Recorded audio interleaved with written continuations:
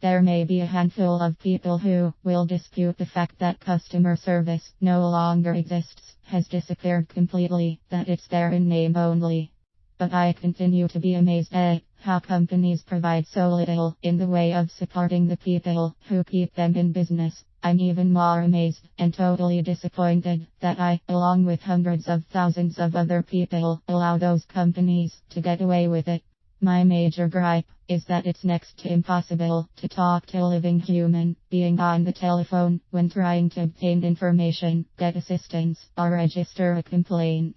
After going through a series of menu options for perhaps 5 minutes, and then punching 0 or another phone button, your call is then placed on hold, and you wait, and continue to wait, then wait some more, until a person who calls himself Bob, Al, or Joe comes on the line.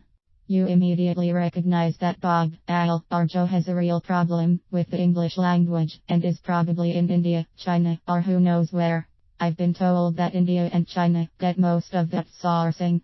It's often necessary to ask Bob, Al, or Joe over and over again to repeat what he's just told you, and that he needs to explain one more time exactly how you are supposed to re-establish your internet connection for the computer, or why a particular charge appears on your current credit card statement.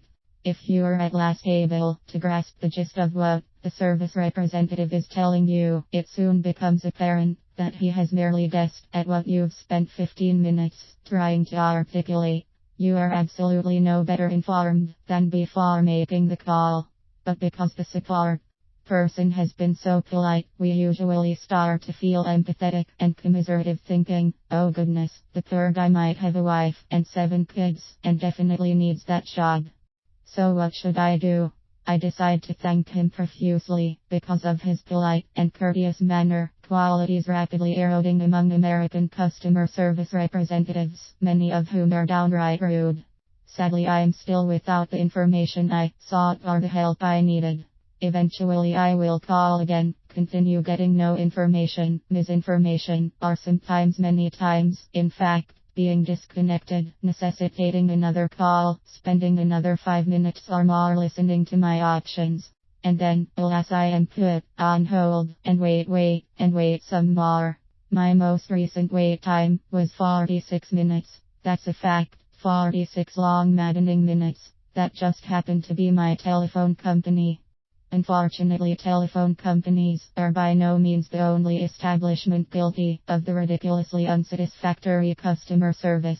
Credit card companies, internet providers, insurance companies, satellite companies, cable companies, banks, credit unions, department stores, tax services, the post office. No longer can one even call his/her local post office directly.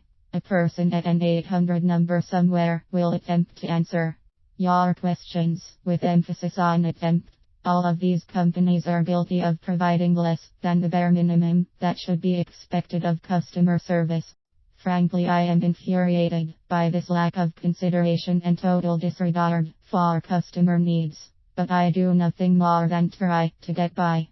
I don't know how this trend can be reversed other than by each and every one of us voicing our complaints repeatedly, or maybe discontinuing our affiliation with these companies.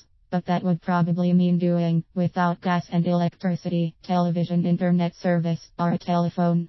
When I often ask to speak with a supervisor at many of these companies, rarely are they any more knowledgeable or helpful than those they supervise. I've written a whole bunch of letters and made what is called official complaints.